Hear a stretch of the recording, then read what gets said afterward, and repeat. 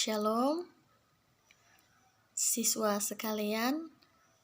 Puji Tuhan, kita berjumpa kembali dalam pembelajaran pendidikan agama Kristen dan budi pekerti. Dengan tema pembelajaran kita hari ini yaitu iman dan pengharapan. Sekali lagi, anak-anakku, iman dan pengharapan. Sebelum kita melanjutkan pembelajaran kita akan berdoa bersama. Karena itu Ibu akan mengajak kita semua untuk berdoa. Kita mengambil sikap doa dan mari kita berdoa. Puji dan syukur kami panjatkan ke hadapan hadirat-Mu ya Tuhan kami, untuk seluruh kasih-Mu yang terjadi di dalam kehidupan kami. Saat ini ya Tuhan, kami anak-anak-Mu di dalam kelas 8 akan mulai belajar dalam tema iman dan pengharapan. Limpahi kami dengan hikmat-Mu ya Bapa, agar seluruh kegiatan pembelajaran yang akan berlangsung saat ini dapat berlangsung dengan baik dari awal sampai dengan berakhirnya. Hanya di dalam nama anak-Mu Yesus Kristus kami berdoa. Amin. Anak-anakku sekalian, sebelum pembelajaran ini berlangsung, tentunya Ibu akan mengecek kehadiran siswa. Karena itu Ibu meminta kesediaan ketua kelas untuk memberikan bagi Ibu data anak-anak siapa saja yang hari ini izin, sakit, dan alpa. Terima kasih. Kita akan masuk di dalam pembelajaran kita. Karena itu anak-anak perlu mengetahui kompetensi dasarnya, yaitu berdasarkan tema kita iman dan pengharapan, maka kompetensi dasarnya 3.1, memahami arti sikap hidup beriman dan berpengharapan. Dan tujuan pembelajaran kita hari ini ada 2. Yang pertama yaitu peserta didik dapat mengamati sikap hidup beriman dan berpengharapan. Yang kedua, peserta didik dapat menceritakan sikap hidup beriman dan berpengharapan. Jadi setelah pembelajaran ini berlangsung, 2 tujuan pembelajaran ini tentunya harus dikuasai atau dicapai oleh anak-anakku sekalian. Sebelum Ibu memberikan banyak bagi kita semua beberapa hal untuk kita bahas bersama, tentunya Ibu akan menjelaskan tentang materi kita pada kesempatan ini.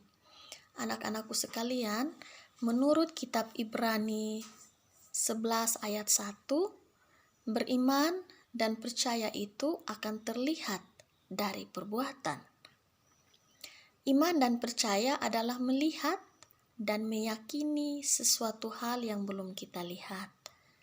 Misalnya, kepercayaan Yesus Kristus yang tidak kita lihat, namun kita percaya. Ibu ulangi, misalnya, kepercayaan kita kepada Yesus Kristus yang tidak kita lihat, namun kita percaya. Dalam kitab Ibrani yang lain, pasal 11 ayat 6, menyatakan bahwa manusia beriman membangun imannya dengan kepercayaan yang menjadi akar dari iman. Sejalan dengan apa yang dikemukakan oleh Niftrik dan Bolan, yang menyatakan bahwa iman tidak dapat dipisahkan dari perbuatan.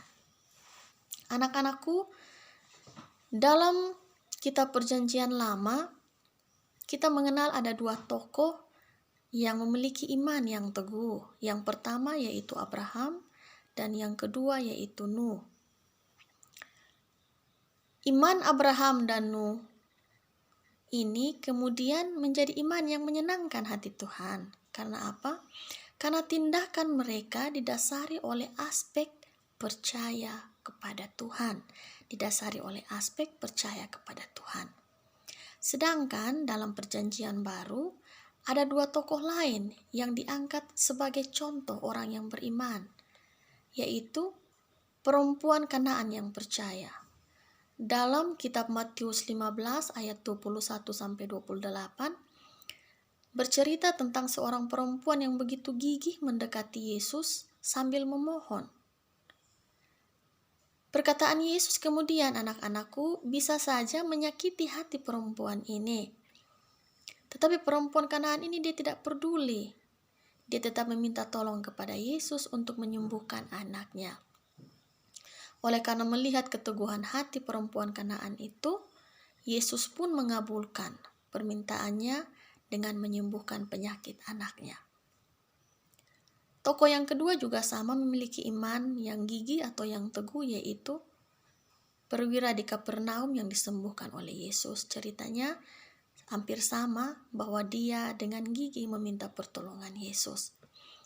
Kesimpulan dari kedua tokoh ini dalam Perjanjian Baru, yaitu bahwa apabila kita percaya dan berpegang teguh pada Yesus melalui firman-Nya dengan segenap hati, segenap jiwa, segenap akal budi, maka apa yang dikehendaki Allah akan terjadi dalam kehidupan kita. Yang tadi itu kita bicara mengenai beriman. Sekarang kita akan bicara mengenai berpengharapan. Berpengharapan artinya berpegang teguh pada keyakinan akan janji Allah. Bila sekarang hidupmu sedang mengalami bermacam-macam masalah, kesulitan, entah itu terjadi di rumah, di sekolah, janganlah berputus asa. Tetaplah berpegang teguh pada pengharapan bahwa semua masalah dan kesulitan pada saatnya itu akan berlalu. Dengan demikian, anak-anakku sekalian akan terus didorong untuk berusaha dan berdoa. Seperti yang tertulis dalam kitab 2 Korintus pasal 4 ayat 8 yang bunyinya seperti ini. Dalam segala hal kami ditindas, namun tidak terjepit. Habis akal, namun tidak putus asa. Ibu ulangi, dalam segala hal kami ditindas, namun tidak terjepit. Habis akal, namun tidak berputus asa. Itu maknanya bagi orang yang berpengharapan. Bicara mengenai beriman dan berpengharapan dalam kehidupan dunia yang sekarang, ibu akan mengaitkannya dengan kehidupan yang hedonis dan juga kehidupan yang memiliki persaingan yang bebas sekarang. Ibu akan menjelaskan dahulu tentang kehidupan yang hedonis itu yang seperti apa. Hedonisme adalah pandangan hidup yang menganggap bahwa orang akan menjadi bahagia dengan mencari kebahagiaan sebanyak mungkin dan sedapat mungkin menghindari perasaan-perasaan yang menyakitkan. Hedonisme merupakan ajaran atau pandangan bahwa kesenangan atau kenikmatan merupakan tujuan hidup dan tindakan manusia. Contoh sikap hedonisme ada beberapa yang akan ibu sebutkan. Yang pertama, melakukan vandalisme untuk kesenangan. Yang kedua, melakukan olahraga agar memiliki badan yang atletis atau seperti binaragawan, jadi badannya berkotak-kotak. Yang ketiga, membeli fashion yang trending agar terlihat tampan atau cantik. Jadi dia berburu pakaian-pakaian yang bagus agar dia bisa terlihat oleh orang lain itu ganteng ataupun cantik. Yang keempat, setiap hari menggunakan kendaraan yang berbeda-beda, entah itu mobil, entah itu motor, entah itu sepeda motor, entah itu sepeda. Agar apa? Agar mereka selalu terlihat mewah dan dilihat oleh orang lain, dan mereka bisa memiliki perasaan yang bangga karena dipandang hebat oleh orang lain. Hal yang berikut yang berhubungan dengan hedonisme, contoh yang berikut yaitu berlibur ke berbagai negara.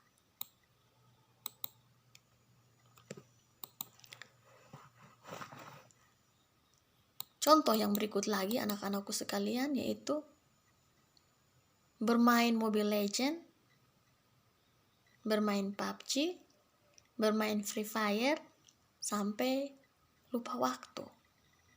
Hanya untuk memburu sebuah kesenangan semata. Kalau anak-anak yang punya gadget atau HP Android, kemudian bisa mendownload permainan ini akan membuat kalian ketagihan dan akan menimbulkan efek yang membuat kalian merasa senang. Tetapi padahal sebenarnya kalian dirugikan karena mata bisa rusak dan lain sebagainya. Yang berikut, contoh kehidupan hedonisme yang lain adalah menggunakan narkoba untuk mendapatkan atau memperoleh ketenangan, kesenangan, keberanian, dan hal-hal lain sebagainya. Dan ini sebenarnya memang dilarang dan tidak boleh ya anak-anakku. Sikap hedonisme atau contoh sikap hedonisme yang berikut yaitu pemuda-pemudi melakukan zina dalam masa pacaran. Kalau kita bicara tentang zina, tentu anak-anak tahu bahwa berzina adalah melanggar salah satu hukum yang Tuhan berikan bagi kita semua. Yang berikut contoh kehidupan hedonisme yang lain yaitu menjadi selebgram agar memiliki banyak uang dan terkenal seperti selebriti. Jadi di mana-mana orang mengenal dia sebagai orang yang selalu hadir baik di Facebook, baik di Twitter, baik di Instagram. Jadi dia selalu live di mana-mana untuk dia menjadikan dirinya terkenal. Itu salah satu ciri kehidupan yang hedonis. Yang berikut, mengeluarkan uang ratusan juta hingga miliar untuk merayakan pesta pernikahan agar terlihat mewah dan wah. Jadi ada banyak orang yang dia ingin dipuji, kemudian dia membuat pesta yang besar, yang wah, yang mewah, sehingga banyak orang yang hadir dan banyak orang yang memuji dia karena kehebatannya. Itu mengenai hedonisme. Sekarang kita lihat persaingan bebas itu seperti apa. Dalam kehidupan sekarang ya anak-anakku, persaingan bebas adalah usaha untuk memperlihatkan keunggulan masing-masing tanpa ketentuan yang mengikat. Ibu ulang, persaingan bebas adalah usaha memperlihatkan keunggulan masing-masing tanpa ketentuan yang mengikat. Ada bermacam-macam persaingan. Ada persaingan bersifat pribadi. Persaingan ini terjadi antara individu yang satu dengan individu yang lain untuk merebutkan sesuatu atau untuk mencapai tujuannya sendiri-sendiri. Yang kedua, persaingan yang bersifat kelompok.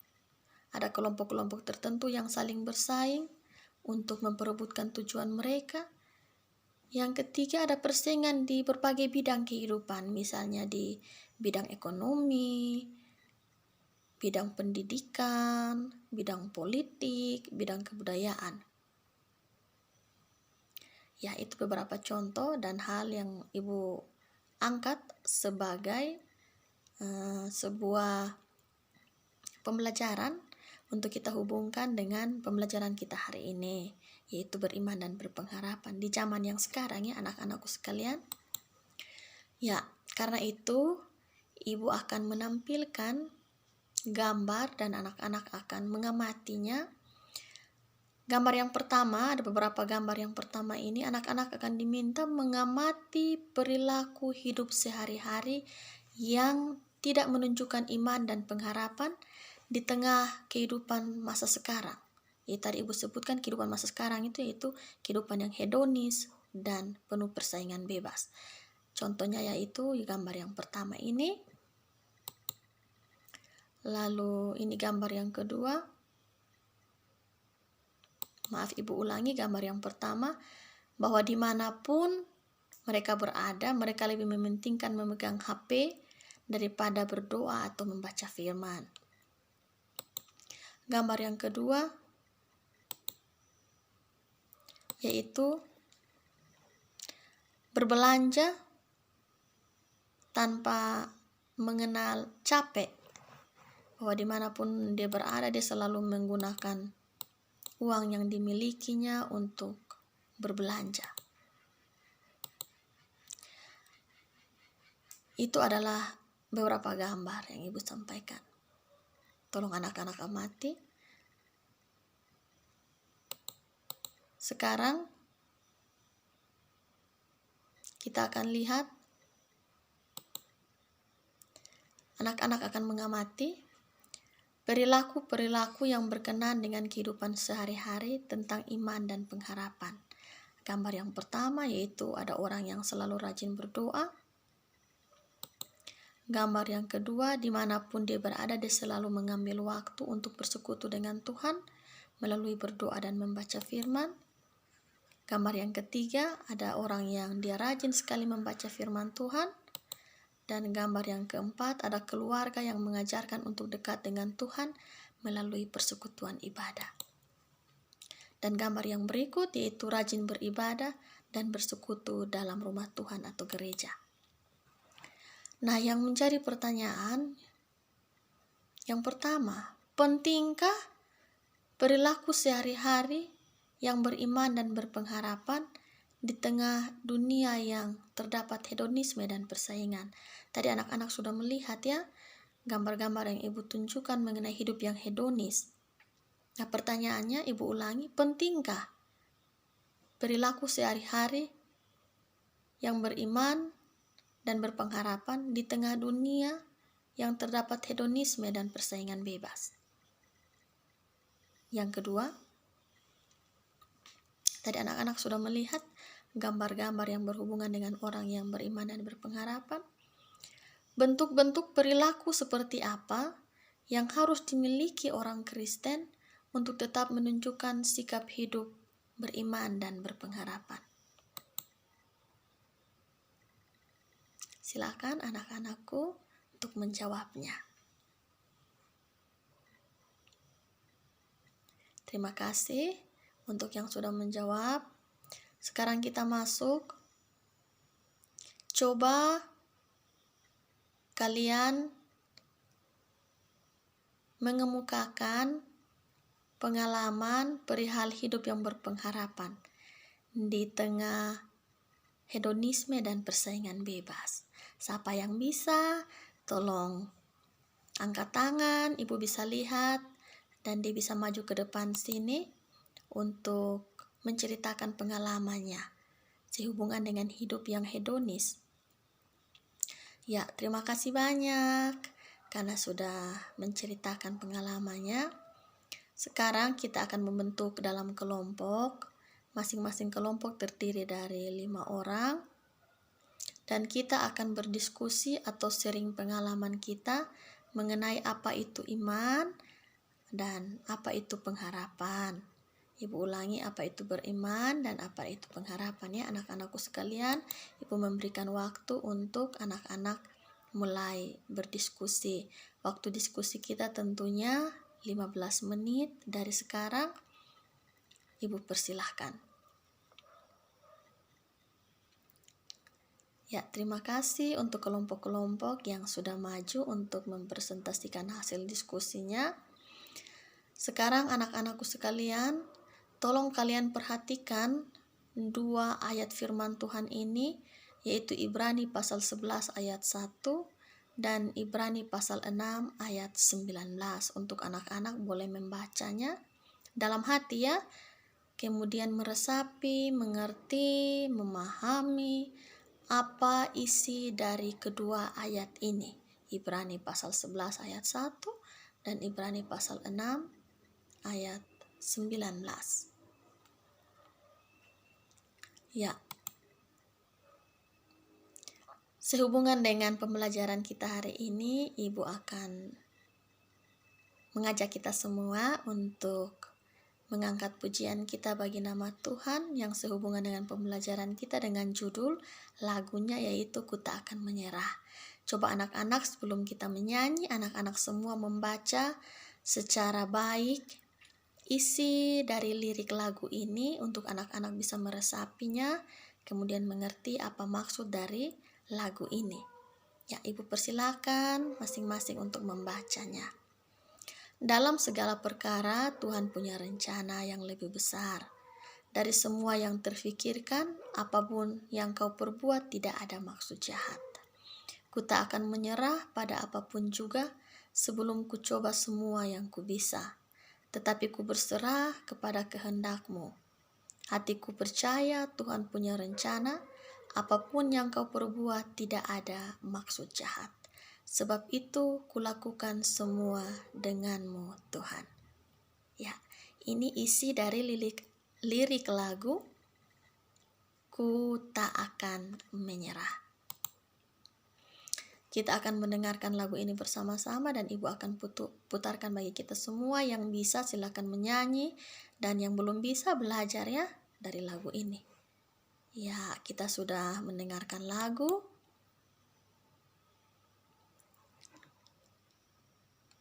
Sekarang Ibu meminta kesediaan dari anak-anak yang mau untuk menjelaskan bagi kita semua. Sepanjang pembelajaran kita tadi, mungkin ada yang sudah bisa menjelaskan arti makna iman dan pengharapan di tengah kehidupan yang hedonis dan persaingan dunia yang bebas. Jadi apa maknanya? Beriman dan berpengharapan di tengah kehidupan dunia yang hedonis dan penuh persaingan dunia yang bebas. Silakan bagi yang bisa, Ibu persilakan untuk maju ke depan. Terima kasih banyak. Ya, kita akan melakukan kegiatan bermain peran tentang sikap hidup beriman dan berpengharapan di tengah dunia yang hedonisme dan persaingan bebas. Karena itu Ibu meminta beberapa orang untuk maju di depan dan akan membaca percakapan berikut. Ya, silakan Ibu persilakan. Terima kasih. Terima kasih juga karena anak-anak sudah bermain peran mengenai kehidupan dunia yang hedonis.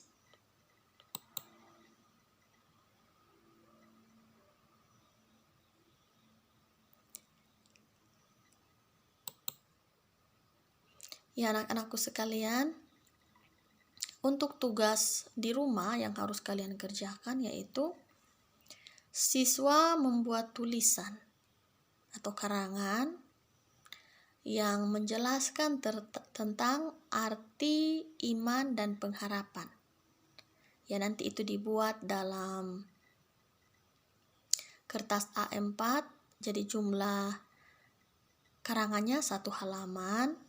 Semuanya sudah petunjuknya Ibu sudah taruh di LKPD yang sudah kalian pegang masing-masing. Karena itu tolong diperhatikan, ada aturan yang harus dipakai dengan kata-kata apa, Ibu sudah menjelaskan itu dalam LKPD. Dan ini akan Ibu periksa pada minggu yang akan datang. Sebelum kita membuat kesimpulan bersama anak-anakku sekalian, Ibu persilahkan kepada kalian untuk bertanya atau mengajukan pertanyaan tentang materi kita. Mungkin ada yang belum memahami atau ada yang ingin memberi masukan dan lain sebagainya. Ibu persilahkan. Ya, terima kasih banyak bagi yang sudah bertanya. Ibu akan menjawabnya.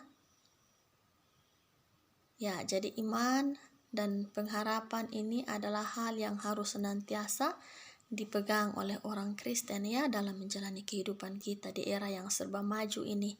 Karena kalau kita tidak beriman dan berpengharapan, tentunya kehidupan yang kita jalani akan mudah terbawa atau tergerus dengan pengaruh-pengaruh negatif dari kemajuan teknologi.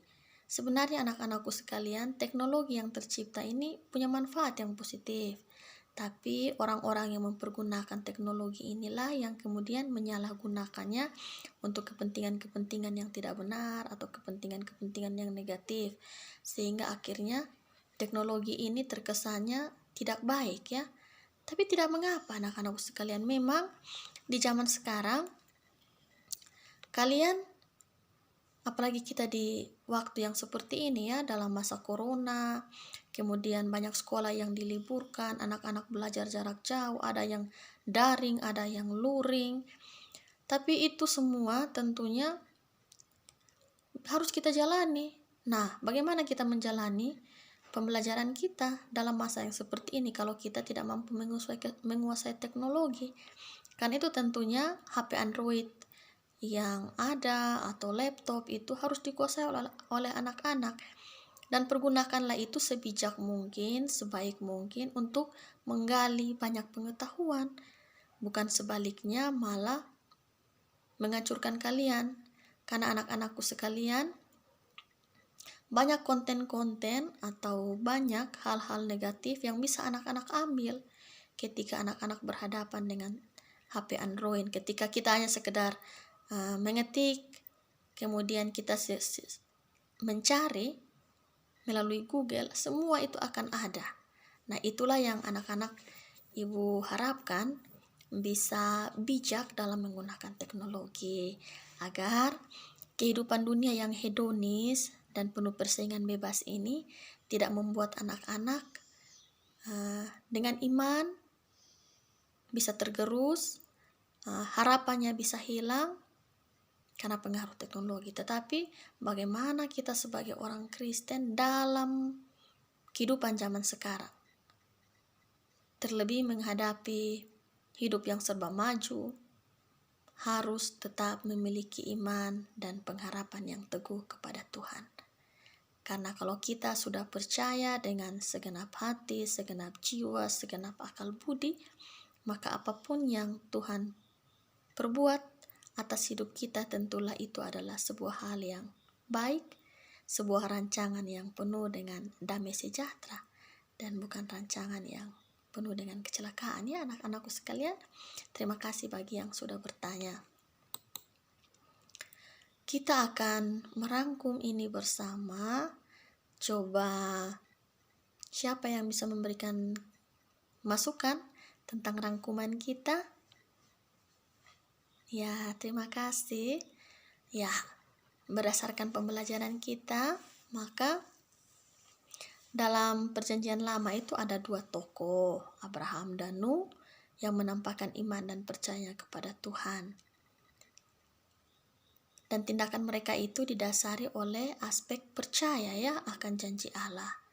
Kemudian juga ada 2 tokoh dalam perjanjian baru yang percaya dengan teguh kepada Tuhan dengan segenap hati, jiwa, dan akal budi.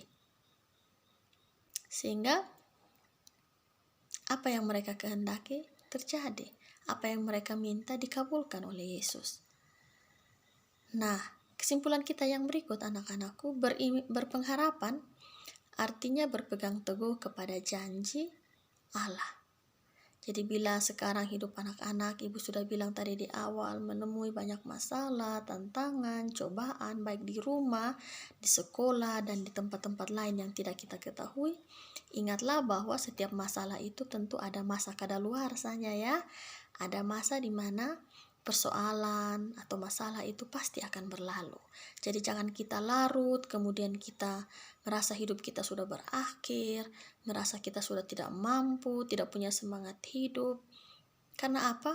Karena kita tidak memiliki keyakinan yang teguh. Tetapi hari ini anak-anak sudah belajar ya bahwa harus memiliki iman dan pengharapan yang teguh. Kalau iman dan pengharapan kita teguh, maka tentu apa yang kita mohonkan dalam doa kita, dalam permohonan kita kepada Allah, pasti akan dijawab.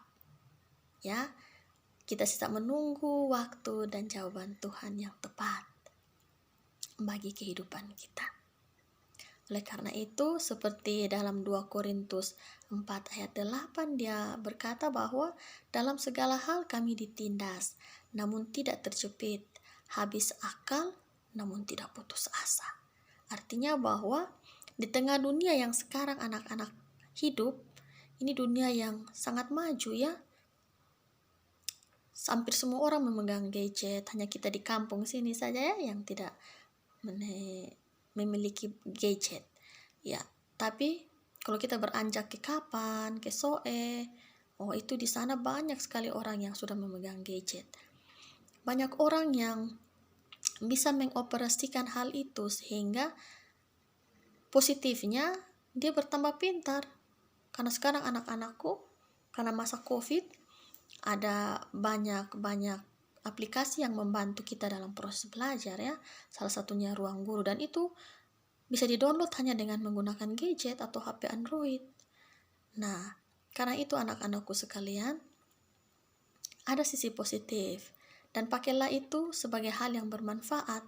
Jangan memakai itu sebagai hal yang akan membawa kalian kepada kecelakaan. Ingat, beriman dan berpegang teguh. Artinya jangan cepat terpengaruh, baik kepada bujukan dunia, bujukan teman, yang akan membawa kalian kepada hal-hal yang tidak sesuai dengan kehendak Allah. Ya, jadi anak-anakku sekalian, ingatlah bahwa apa yang kita minta kepada Allah, tentu Allah akan mengabulkannya. Yang penting kita teguh, yang penting kita gigih. Ingat perempuan Kanaan dan perwira Kapernaum yang tadi Ibu ceritakan ya. Mereka dengan gigih, dengan berpegang teguh pada keyakinan bahwa pasti mereka ditolong. Dan pertolongan itu ada bagi mereka. Oleh karena itu, jangan cepat kecewa, jangan cepat putus asa dalam menghadapi hidup. Ya, pembelajaran kita hari ini mengenai iman dan pengharapan selesai, dan Ibu akan menginformasikan tentang materi kita di pertemuan selanjutnya, yaitu mengenai rasa syukur hidup beriman dan berpengharapan.